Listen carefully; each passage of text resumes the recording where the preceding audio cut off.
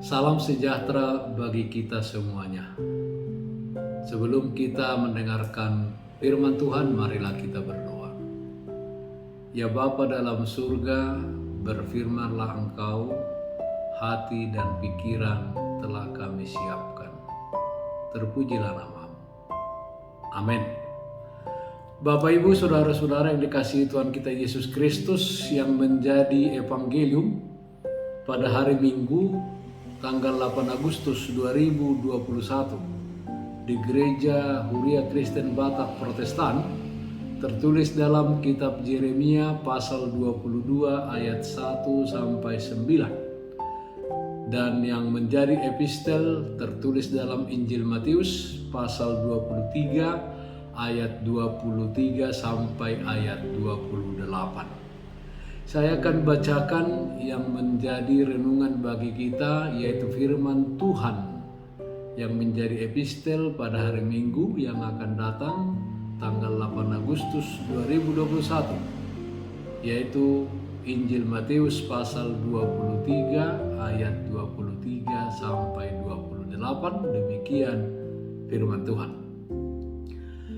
Celakalah kamu, hai ahli-ahli Taurat dan orang-orang Farisi, hai kamu orang-orang munafik, sebab persepuluhan dan selasi, adas manis dan jintan kamu bayar, tetapi yang terpenting dalam hukum Taurat kamu abaikan, yaitu keadilan dan belas kasihan dan kesetiaan. Yang satu harus dilakukan dan yang lain jangan diabaikan. Hai kamu pemimpin-pemimpin buta, nyamuk kamu tapiskan dari dalam minumanmu, tetapi unta yang di dalamnya kamu telan. Celakalah kamu, hai ahli-ahli Taurat dan orang-orang Farisi, hai kamu orang-orang munafik, sebab cawan dan pinggan kamu bersihkan sebelah luarnya, tetapi sebelah dalamnya penuh rampasan dan kerakusan. Celakalah kamu, hai ahli-ahli Taurat dan orang-orang Farisi, hai kamu orang-orang munafik, sebab kamu sama seperti kuburan yang dilabur putih, yang sebelah luarnya memang bersih tampaknya, tetapi yang sebelah dalamnya penuh tulang belulang dan berbagai jenis kotoran. Demikian jugalah kamu, di sebelah luar kamu tampaknya benar di mata orang, tetapi di sebelah dalam kamu penuh kemunafikan dan kedurjanaan. Hingga sedemikian pembacaan firman Tuhan. Lakukanlah keadilan dan kebenaran. Saudaraku yang terkasih, pada waktu itu Tuhan Yesus sedang mengajar kepada orang banyak yang mengikutinya dan kepada murid-muridnya. Dan secara mengejutkan dalam pengajarannya itu Tuhan Yesus mengatakan dalam Matius 23 ayat 3, sebab itu turutilah dan lakukanlah segala sesuatu yang mereka ajarkan kepadamu, tetapi janganlah kamu turuti perbuatan-perbuatan mereka, karena mereka mengajarkannya tetapi tidak melakukannya. Segala sesuatu yang diajarkan ahli-ahli Taurat dan orang-orang Farisi, Tuhan Yesus tekankan supaya orang banyak dan murid-muridnya menuruti dan melakukannya. Tetapi Tuhan Yesus dengan tegas melarang mereka untuk menuruti dan meneladani perbuatan ahli-ahli Taurat dan orang Farisi. Kenapa demikian, saudara-saudara?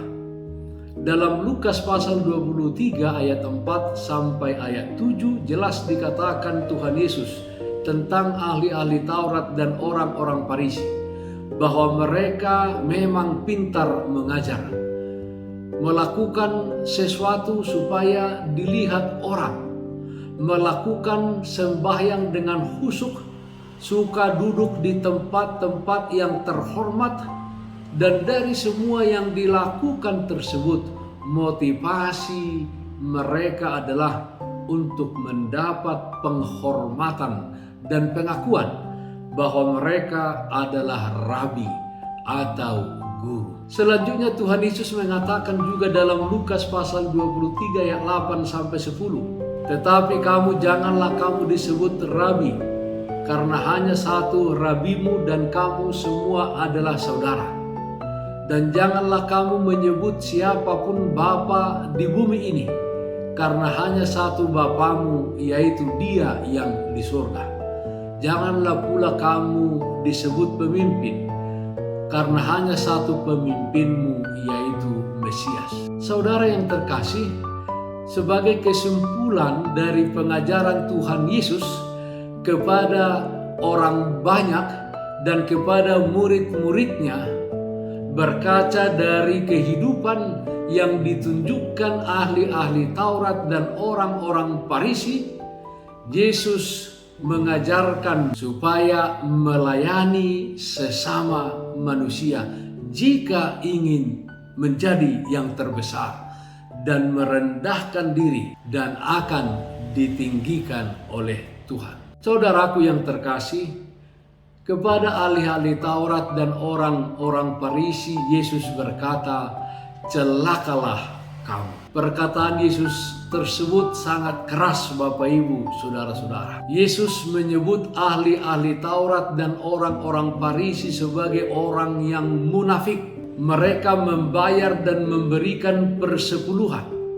Tetapi yang terpenting daripada inti ajaran dan tuntutan hukum Taurat, yaitu keadilan, belas kasihan, dan kesetiaan, mereka abaikan atau mereka tidak melakukannya. Ibadah ritual mereka tidak perlu ditanyakan, luar biasa sekali.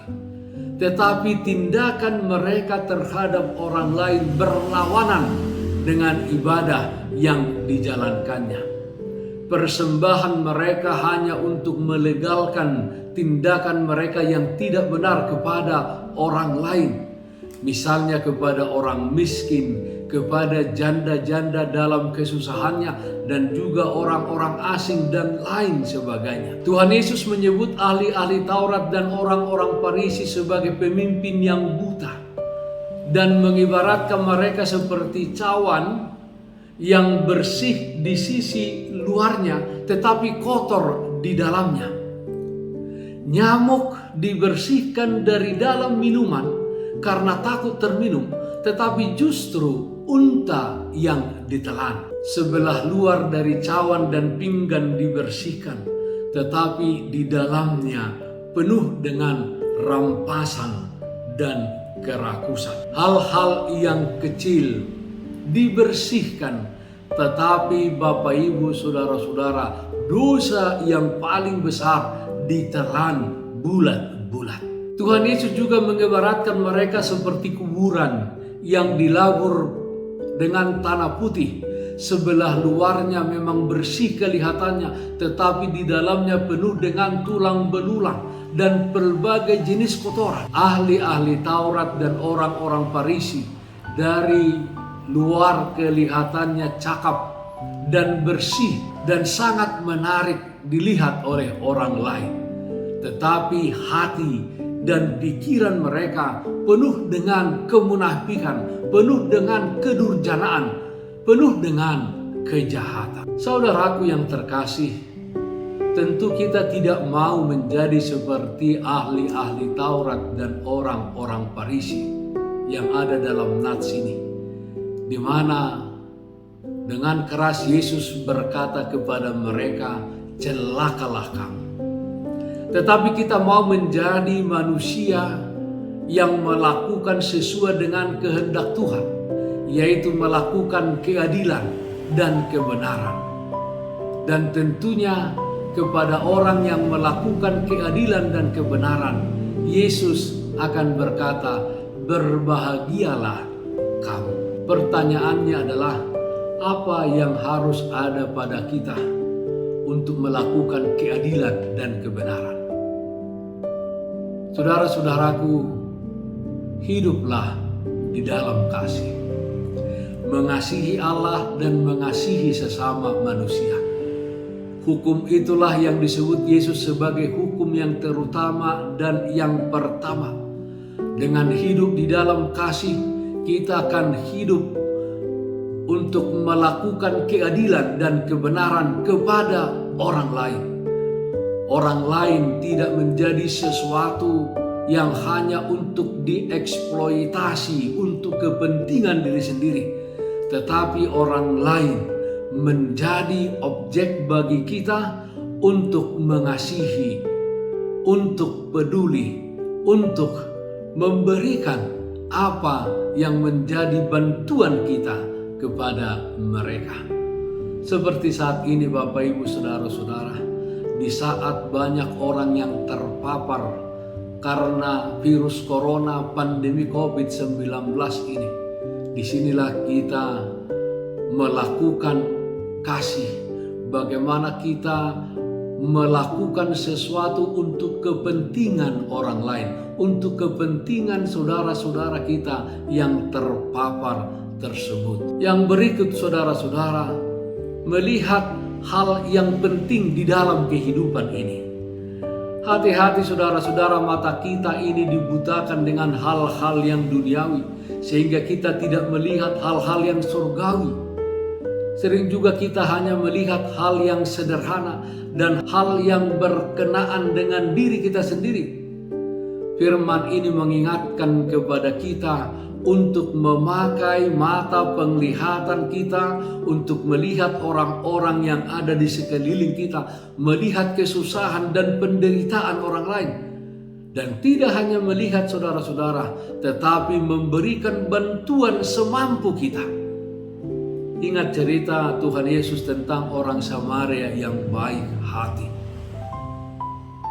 Dengan melakukan keadilan dan kebenaran dalam hidup, itulah mata yang melihat hal-hal yang surgawi. Sebab yang surgawi adalah hidup di dalam keadilan, hidup di dalam kebenaran. Yang berikut saudara-saudara, memiliki kemurnian hati. Kuburan biasanya setelah Jumat Agung atau hari kematian dan sebelum Paskah, yaitu hari kebangkitan Tuhan Yesus, oleh keluarga yang meninggal tersebut akan dibersihkan kuburannya. Setelah dibersihkan, ditaburi dengan tanah putih, di atasnya ditanami bunga-bunga. Orang Batak sering mengatakan ini mengarehiti. Memang saudara-saudara terlihat dari luar bersih dan indah, tetapi di dalamnya ada tulang belulang dan berbagai yang kotor. Nah, untuk tidak seperti itu kehidupan kita, maka perlu adanya kemurnian hati. Dan kemurnian hati tersebut hanya kita peroleh dari Tuhan Yesus Kristus. Oleh karena itu, datanglah ke hadapannya dan bertobatlah, dan kita akan dimurnikan dan dimampukan untuk melakukan keadilan dan kebenaran. Saudaraku yang terkasih, hentikanlah hidup yang munafik, tetapi hiduplah untuk memenuhi hukum yang pertama dan terutama, yaitu mengasihi Allah dan mengasihi sesama manusia. Hiduplah beribadah, bukan hanya rutinitas saja, atau hanya memberi persembahan kita, atau memberi sumbangan untuk setiap program atau kegiatan gereja. Apalagi motivasi kita memberi adalah supaya dilihat orang lain. Janganlah demikian Bapak Ibu Saudara-saudara, tetapi beribadahlah yang benar, beribadahlah yang berkenan di hadapan Tuhan, yaitu dengan melakukan keadilan dan kebenaran. Tuhan Yesus memberkati. Amin. Mari kita nyanyikan lagu rohani, Ku Persembahkan Hidupku.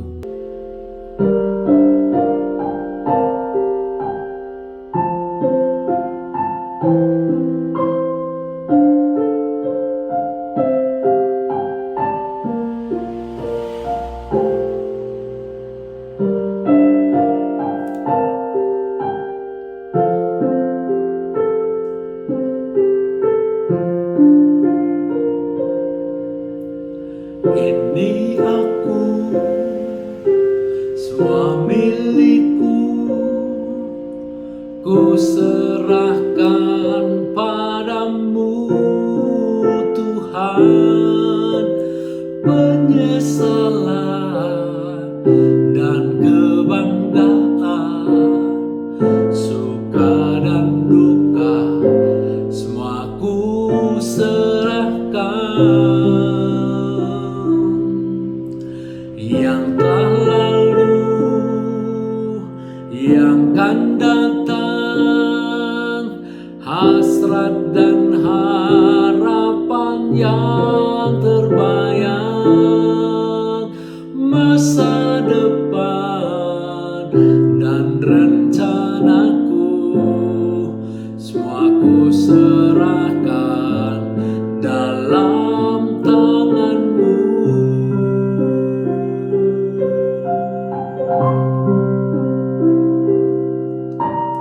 Ku persembahkan hidupku kepadamu Tuhan, untuk kemuliaan-Mu ku berikan hidup ini sebagai persembahan yang berkenan padamu.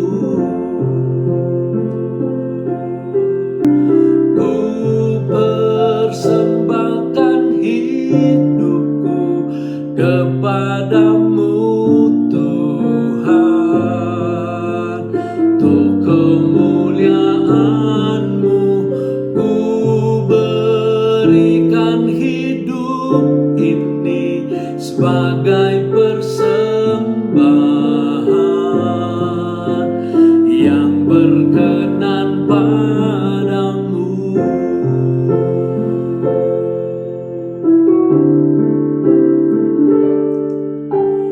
Ku persembahkan hidupku kepadamu Tuhan, untuk kemuliaan-Mu ku berikan hidup ini sebagai persembahan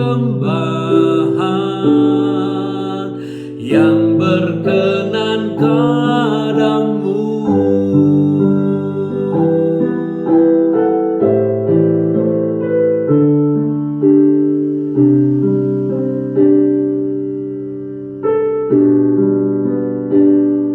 Marilah kita berdoa. Bapa dalam surga, meteraikan firman-Mu di dalam hati kami, supaya kami hidup melakukan keadilan dan kebenaran, sehingga kemuliaan Tuhan dinyatakan melalui kehidupan kami. Ya Tuhan, kuatkan kami dengan Roh Kudus-Mu untuk melakukannya. Kami juga berdoa supaya sahabat-sahabat kami yang terpapar karena pandemi COVID-19 ini, virus corona, Tuhan melawat mereka, memberikan sukacita dan kesembuhan kepada mereka. Kami juga berdoa untuk para medis, Tuhan memberikan kepada mereka juga kesehatan, sehingga mereka kuat dan sehat di dalam melakukan tugas dan tanggung jawabnya merawat orang-orang yang sakit. Hanya ke dalam tangan pengasihan-Mu kami serahkan kehidupan kami. Di dalam nama anak-Mu Tuhan Yesus Kristus, Tuhan dan Juru Selamat kami, terpujilah nama-Mu. Amin. Bapak, Ibu, Saudara-saudara, taatlah akan protokol kesehatan, memakai masker, mencuci tangan dengan air yang mengalir, dan memakai sabun, menjaga jarak, menghindari kerumunan, dan yang terutama, jangan lupa untuk berdoa kepada Tuhan. Sehat-sehat, tetap semangat. Tuhan Yesus memberkati kita semuanya. Shalom.